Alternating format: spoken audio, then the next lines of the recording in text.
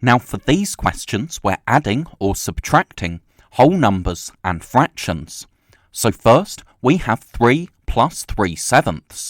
So that's 3 wholes and 3/7. So our answer is just 3 and 3/7. When we're adding a fraction to a whole number, we just get a mixed number with the whole number and the fraction next to each other. So adding a fraction to a whole number is fairly simple, but subtracting a fraction from a whole number is slightly trickier. So first, we have 1 minus 1/4. So we can show the 1 whole that we start with, but to subtract 1/4, we need to change this 1 whole into 4 quarters. So then, when we subtract 1/4, we get 3/4 as our answer, because 4 minus 1 is 3. So what is 1 minus 2/5?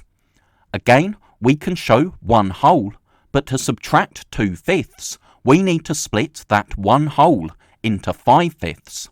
So when we take 2/5 away, that leaves us with 3/5 as our answer, because 5 minus 2 is 3, and the denominator of the fraction that we were subtracting stays the same. Now we have 4, so 4 wholes, and we need to subtract 7/8. Now to do that, we need to change one of our wholes into eighths. So now, rather than thinking of 4 as 4 wholes, we can think of it as 3 wholes and then 8/8. So now we can take 7/8 away, and that leaves us with 3 wholes and 1/8, so 3 and 1/8. Now we have 4, so 4 wholes, and we need to subtract 1/4.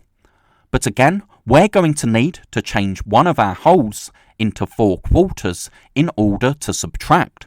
So we can think of 4 as being 3 wholes and 4 quarters.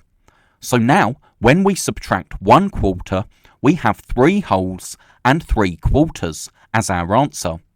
And notice this question is quite similar to the question above. If we know that 1 minus 1/4 is 3 quarters, then we know that 4 minus 1/4 must be 3 and 3 quarters, because 4 is 3 more than 1. Finally, we have 3 minus 2/5, and again you can see it's similar to the question above. With 3, we have 3 wholes, but to subtract 2/5, we need to change one of our wholes into 5/5, so we can think of the number 3 as being 2 wholes and 5/5. So now, when we take 2/5 away, we get 2 and 3/5 as our answer.